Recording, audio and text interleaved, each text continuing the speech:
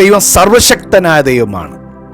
അവന് അസാധ്യമായത് ഒന്നും ഇല്ല. അസാധ്യമായെന്ന് പറയുന്നത് ഒന്നുമില്ല.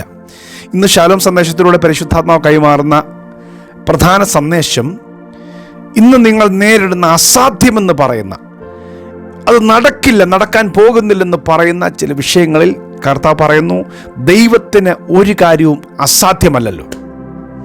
അസാധ്യമെന്ന് പറഞ്ഞ് ഇനി നോക്കണ്ടെന്ന് പറയുന്ന ചില വിഷയങ്ങളിൽ ദൈവം ഇന്ന് ഇടപെടാൻ ആഗ്രഹിക്കുകയാണ്.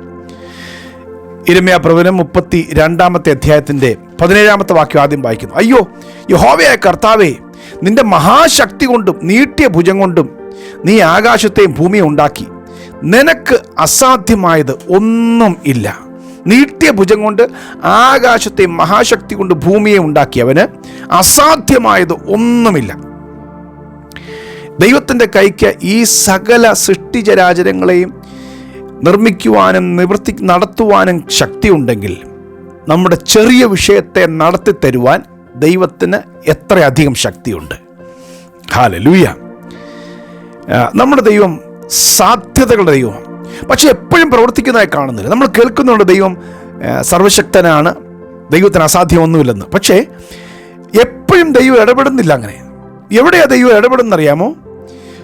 മാനുഷികമായ സകല വഴികളും അടഞ്ഞ് വ്യക്തിപരമായ ജീവിതത്തിൽ നമ്മുടെ ഭാഷ പറഞ്ഞ സുല്ലിട്ട് ഇനിയൊന്നും നടക്കാൻ പോകുന്നില്ലെന്ന് മനുഷ്യർ വിധി എഴുതുന്നൊരു സമയം വരും.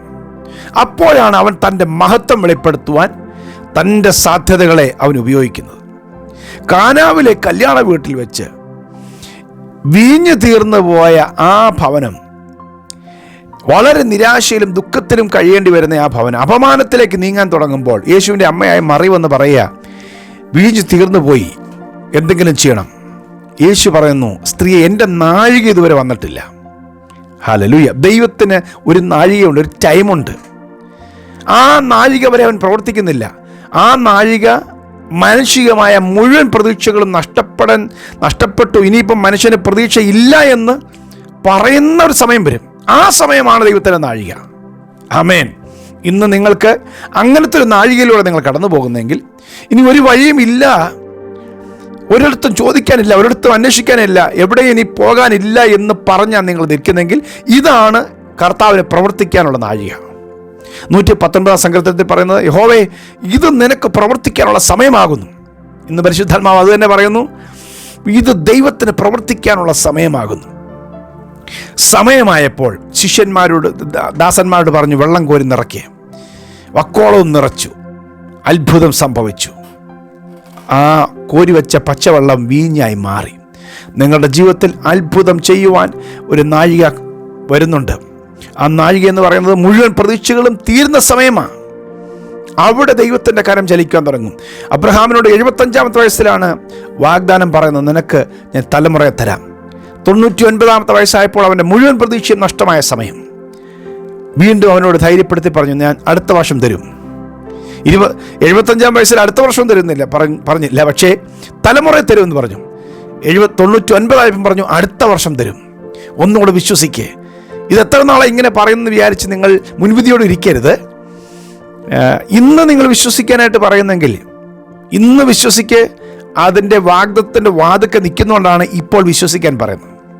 കർത്താവിൻ്റെ വചനത്തിൽ എഴുതിയിട്ടുണ്ടല്ലോ, ഇന്ന് നിങ്ങൾ അവൻ്റെ ശബ്ദം കേൾക്കുന്നുവെങ്കിൽ നിങ്ങളുടെ ഹൃദയം കഠിനമായി പോകരുത് എന്ന് പറഞ്ഞാൽ, ഇന്ന് എന്ന് പറഞ്ഞ് എപ്പോഴൊക്കെ സംസാരിക്കുന്നോ ആ സമയത്തെല്ലാം അടുത്തൊരു വാഗ്ദത്തം ശേഷിച്ചിരിക്കുക, അതിൻ്റെ വാതിക്കെ വന്നിക്കുക.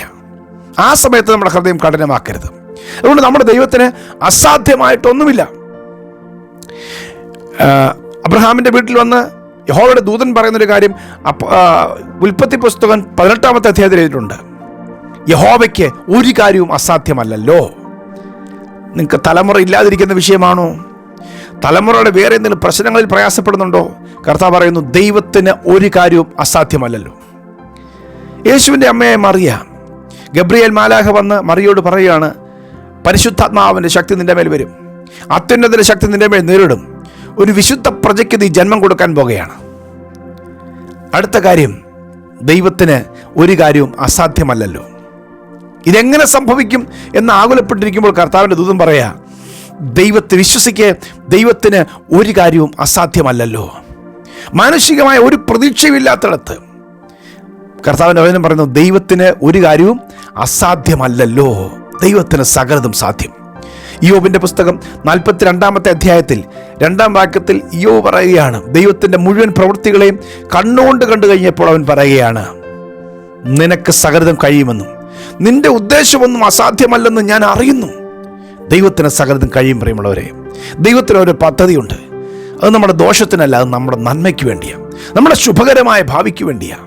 ദൈവത്തിന് സകലതും കഴിയും. നെഹമ്യാവിൻ്റെ പുസ്തകം 2-20 വാക്യത്തിൽ നെഹമ്യാവ് പറഞ്ഞൊരു വാക്കുണ്ട്, സ്വർഗത്തിലെ ദൈവം ഞങ്ങൾക്ക് കാര്യം സാധിപ്പിക്കും, അവൻ്റെ ദാസന്മാരാ ഞങ്ങളെ എഴുന്നേറ്റ് പണിയും. ഈ വിശ്വാസം നമ്മുടെ മേലുണ്ടാകട്ടെ. ദൈവത്തിന് സകലതും സാധ്യം. എൻ്റെ ദൈവം സകലതും സാധ്യമാക്കി തരുന്നവനാണ്.